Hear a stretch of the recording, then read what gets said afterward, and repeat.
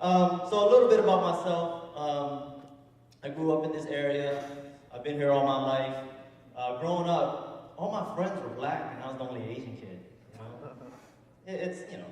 It's not a big deal. You know, I got to be in the breakdancing troupe. I got to pop and lock when they needed me to. I got to hold the boombox. When it broke, I fixed it. You know. And but then I go to college, right? I go to college, and now I start hanging out with some Asian people. Now I'm the only black kid. It's confusing, you know? So now it gets even more confusing because, you know, I'm married, I have a house in the suburbs, I take my kids to soccer. All of a sudden, I'm a middle-aged white guy. It's like, how did this happen? I have the urge to call up restaurants I've never even eaten at to complain about the customer service. I am outraged and appalled at your service. I don't even talk like that. You know? And something really weird is that I went out to dinner with my family at a Chinese restaurant, right? And I ordered a dish, and it was all mine. It might take some time. You guys are gonna laugh about it tomorrow. They're like, oh, okay, I get it. Don't laugh at anything. Don't encourage me to be a bad comic, okay? You know, we gotta stick together. Yeah, exactly. Like, you know, if you date a white person, you go to a Chinese restaurant, you're all tasting, you're like, you're not gonna give me some of yours? This is how we do. Put it in the middle. So, you know, so I'm outside with my Crocs on, talking to my neighbor. You know, he's telling me the best time to water my lawn is between the hours of 8 and 10 in the morning, 6 to 8 in the evening. I was like, man, I don't care about my lawn. You know, to me, lawn is a Vietnamese guy that owes me $25. You know, until I get my $25, then I'll care about my lawn. You know, so is it safe to say that the majority of people here is Vietnamese? I mean, we already the VSA.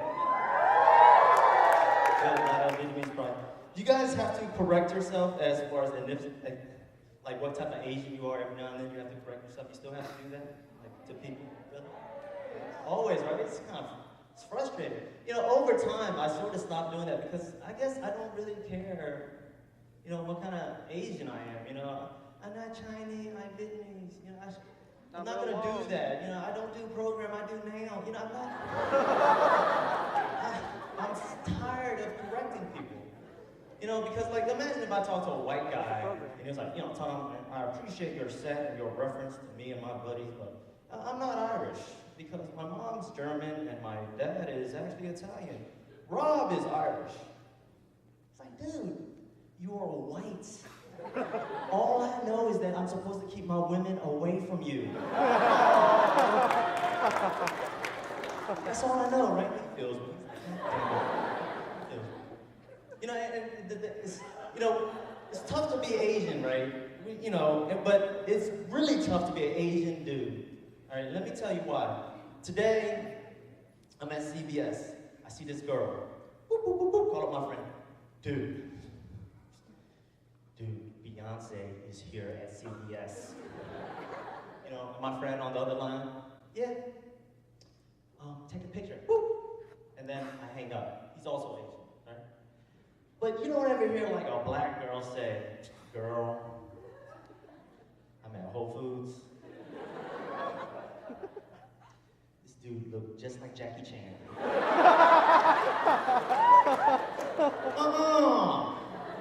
With or without the accent? Do it matter? No, girl, take a picture. Gets no love, man. We gets no love being an Asian dude.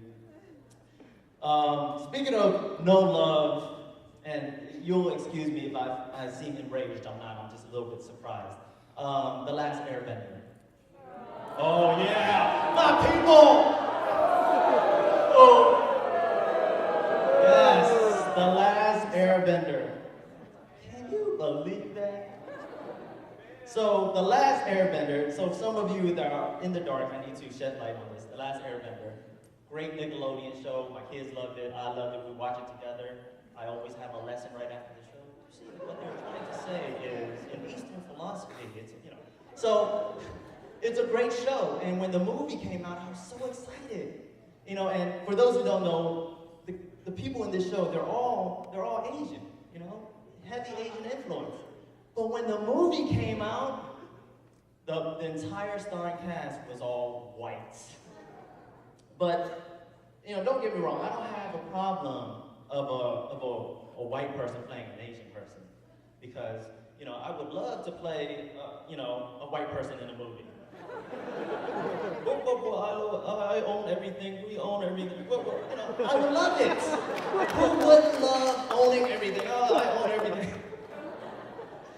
And, you know, for those, I have a white friend, and we talk about this every time, and he tells me, yeah, Tom, being white is pretty sweet. Are women and that you round up? So anyways, so it comes out, and you know, I don't have a problem with it, but a note from the casting office actually came down and said that the Asian American face is inadequate for white audiences. Yes. And you know, I wasn't up, no, and this is true, I'm not making it up. Look it up. Google it. What made me, I was surprised because all my life, this face has gotten plenty of white booty.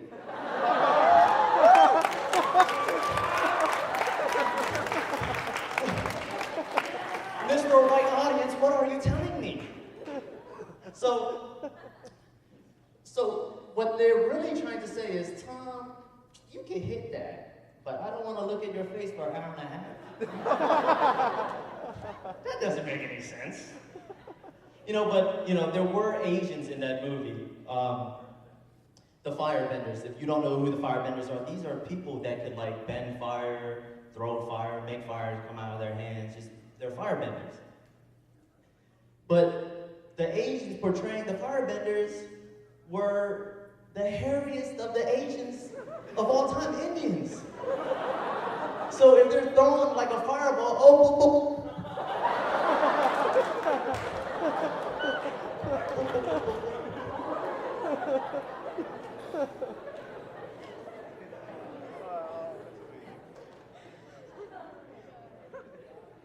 it's weird.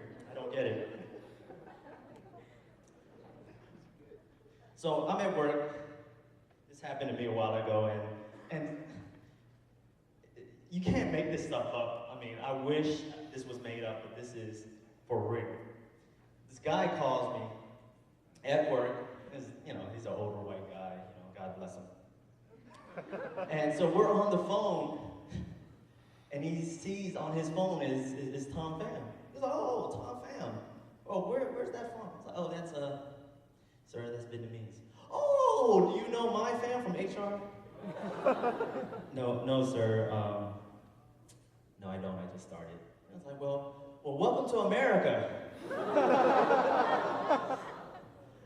And I was like, what?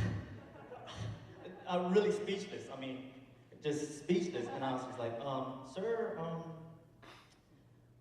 I've sort of been here for 30 years. And then he goes, well, in 30 years, has anyone ever welcomed you to America?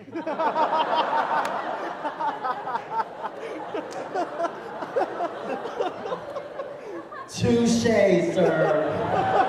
Touché.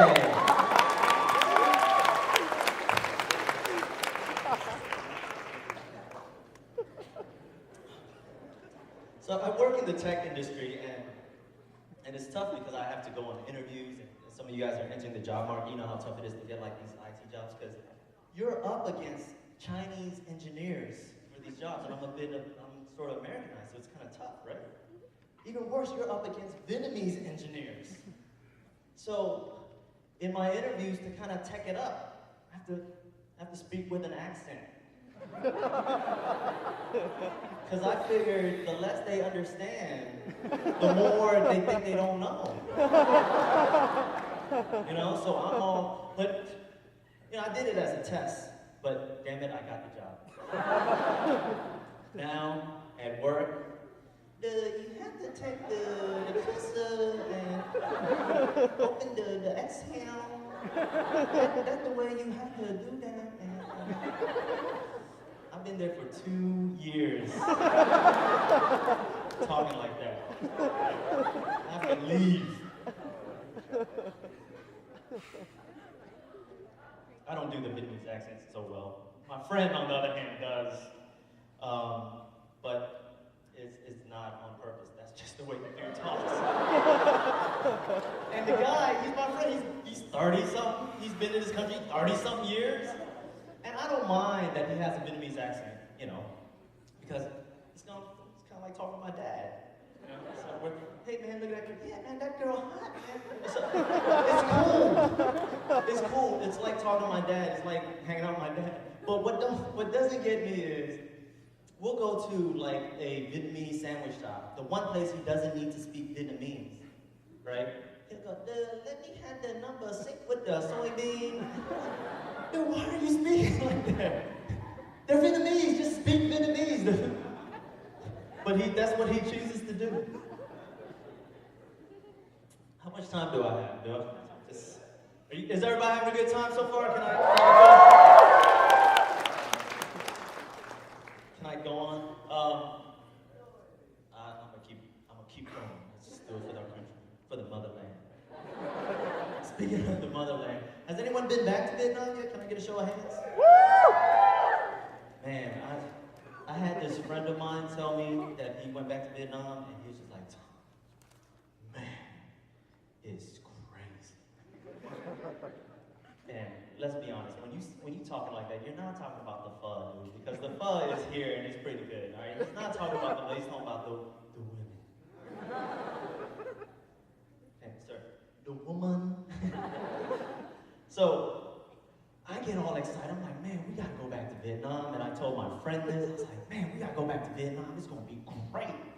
And you know, this is a Vietnamese woman I'm telling this to. And she's like, Tom, first of all, you're married. Second of all, how are your kids? And I was like, look, they don't have to know. But she was like, you're being ridiculous because you know that when you go to Vietnam and you bring someone here, you know they're gonna leave you in a year and a half. Right? I was like devastated. Like all my plans started crumbling. Oh, no more Vietnam, no more Cafe Soda. And then I was like, wait a minute. Can't I just go back and get another one? Isn't that how that works? But my time is almost up. Let me end it with this one thing.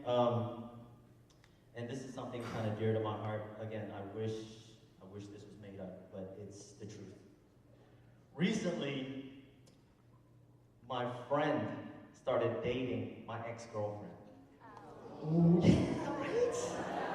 That's what I said. Ooh. Then I found out they got married. Cha-cha.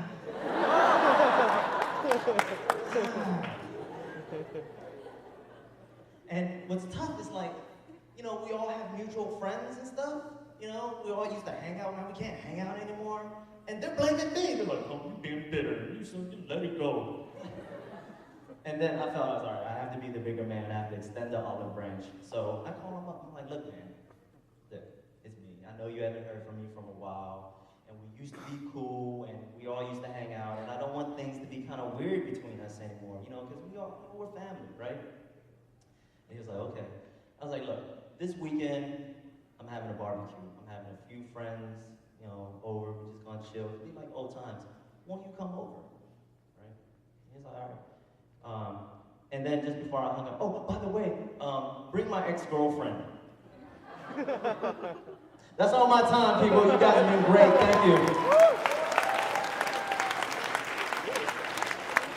Oh, you can find me on Facebook, T-Phizzle.